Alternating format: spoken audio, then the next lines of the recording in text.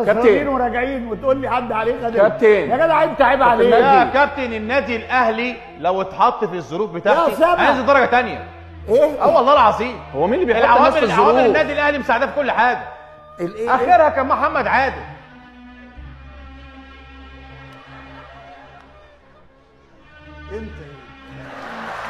بطولة السوبر دي يا كابتن اقسم بالله اللي كان عايز يسقف له طبعا.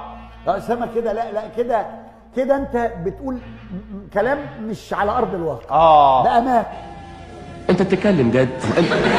الماتش ده بقاله 60 سنه احنا نسيته. معلش يا كابتن والله العظيم. والله العظيم. الواد مروان قال له اضرب ما حدش هيطردك ما تخافش.